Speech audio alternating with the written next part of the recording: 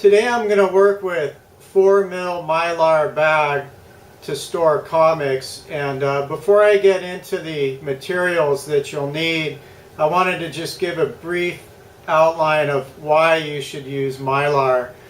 Okay, first of all, polybags are dead. Polypropylene, thing of the past. They're fine to walk out of the comic store with it as a sort of placeholder until you can purchase more Mylar bags, but they should really be seen as a short-term storage solution.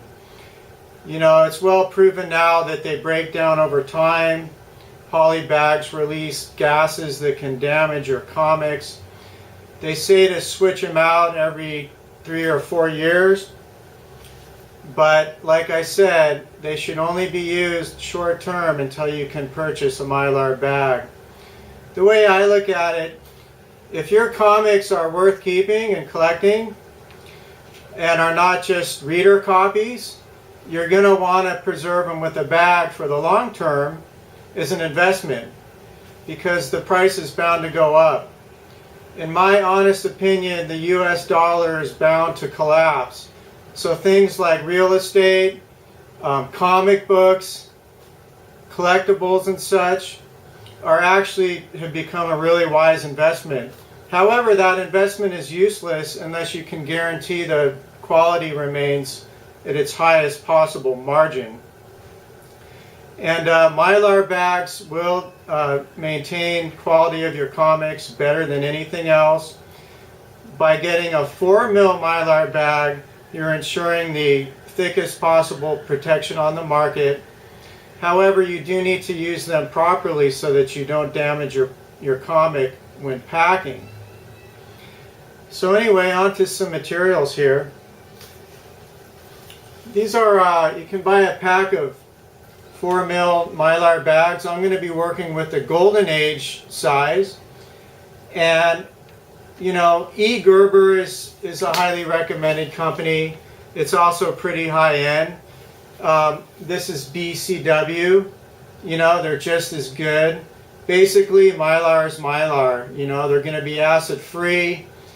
BCW is a little cheaper than E. Gerber.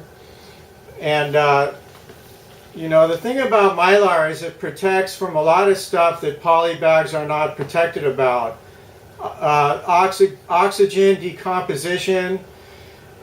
This is not a volatile substance, Mylar.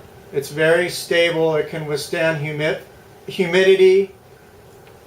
It's quite effective against things like mold, mildew, oil, moisture.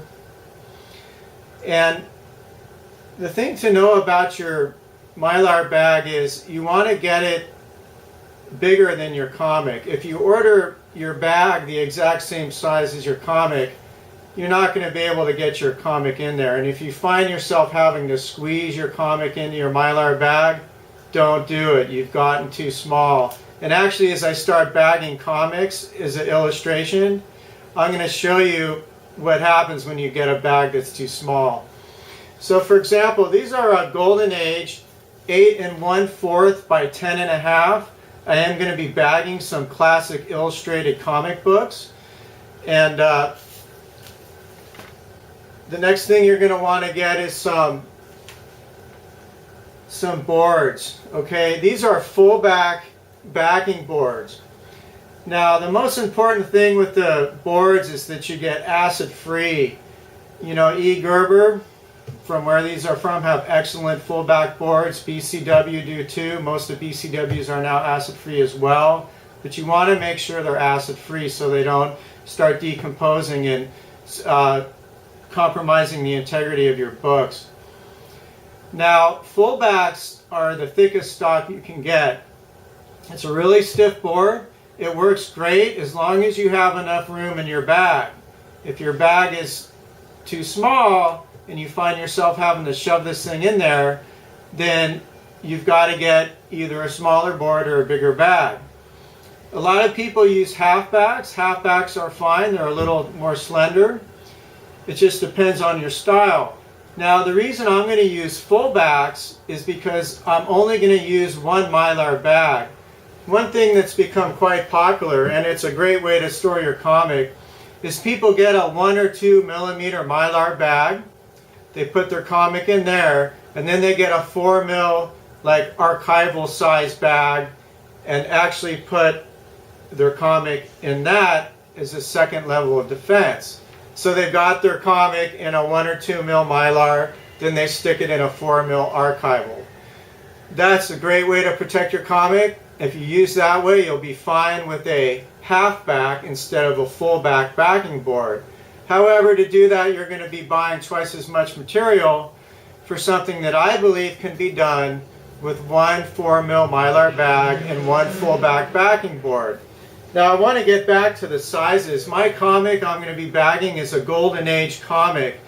So my full back board is 7.5 inches by 10.5.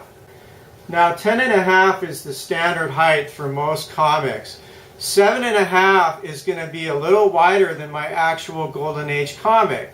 My Golden Age comic, it's Classic Illustrated, it's actually about 7 inches wide. Most Golden Age are a little wider than Classics Illustrated, but you see I'm using a fullback that's about a ½ inch wider than my comic. So that's what you should look for. And when you go to order these, you'll be able to specify the size. You can see there in the corner, 7.5 inches by 10.5. And so my Mylar bag is 8 1/4 inches. So that's 3/4 of an inch larger than my backing board. Okay, and so that's the minimal amount you should have difference if you're using 4 mil. The reason is these 4 mil bags are really stiff. And if you get a comic and a backing board that are pushing up against the edges, like barely fitting, you're going to damage your comic. So you want to get a backing board that's about a ½ inch wider than your comic, and then you want to get a Mylar bag that's at least 3/4 inches wider than that, and the width, the thickness of this will keep your comic stiff. It won't be swimming around inside the bag, and you won't be crushing your comic in a bag that's too small. Okay? Anyway, on to some more materials. The next thing you're going to want to get is micro chamber interleaval archival paper. Sorry, that's interleaving paper. Now, you can buy this stuff by the ream. This is about 200 sheets, and it costs about 40 or 50 bucks. So it is pretty pricey, but again, you're protecting your investment. If you have a comic that's worth $10, $20 or more, you should get the paper, because you're going to be able to use this on 100 comics, and over the years your comic value will appreciate if you keep it well preserved. Again, if you just throw it in a box in a poly bag and the bag and comic breaks down, what's the point of investing in a comic? Of course, comics are great to read for the art and everything else, but as long as you're going to do that, you might as well try to preserve it as an investment, especially given the economic times are uncertain. So why not maximize whatever profit potential you have in your books? Okay, so the next thing you're going to want to get is some labels. And you can use any kind of labels. These are just common computer labels. You know, they're about 2 inches wide. And basically these are going to be a way to catalog your books once you get them bagged. And then finally, well, next to finally, penultimately, see I got a pen here, you're going to want to get a nice pen. You don't want to get a felt tip pen that's full of all kinds of acids and stuff like that. You just want to get a standard ballpoint pen. Now finally, you're going to want to get yourself an acid-free box. BCW has a lot of these. This is a magazine-sized box which means it will hold a golden age comic. Keep in mind, if you start bagging your comics in Mylar and getting the double level with the golden age archival, like a lot of people put current age and silver age, like I said, into like a 1 or 2 Mylar, and then they stick it in the 4mm golden. Those will not fit in a standard comic box. You actually are going to have to get a magazine sized box. You want to get it from a legitimate comic or archival outlet that has acid-free boxes. Otherwise, if you use any old cardboard box, over time that box is going to start breaking down the chemical composition, and that will deteriorate your comic. Now, some people say, well, I don't want to pay, $10 for shipping on a measly cardboard box. Well, my answer to that is go down to your local comic store, see if they have any on hand or if they can order them. Maybe they'll cover the shipping. If you can't do that, pay the $10. You're going to be fitting, 100 plus comics into this box, and it's durable. You can stack them, and it's pretty much an essential part of your collection. You don't have to have a box. You can just put your comics into a file drawer or something if you want. But it's always good to get a box to keep your books together, especially if you've got an apartment that's full of all kind of other junk. You can make sure they're well organized. Okay, so now I'm going to get on to the actual bagging of the comics. I have here a Golden Age comic, classic illustrated. Victor Hugo, The Man Who Laughs. And this is 1950, and it's in very good plus condition, only because the internal pages are yellowing quite a bit. I don't know, very good to fine minus. It's definitely pretty clean for a 65-year-old book. One thing that really bugs me is when people overgrade their books and you have like a torn up, spine rolled, rusted, chipping book, and they call it like a fine. I mean, come on. I would appreciate if people were conservative in their grading. You have nothing to lose from being conservative. If it comes time to sell your book, people will give you what it's worth and will appreciate it more when they receive it, and it's even a little nicer than you graded it. If stuff is nearing fine plus to near mint, sure, give it those higher marks.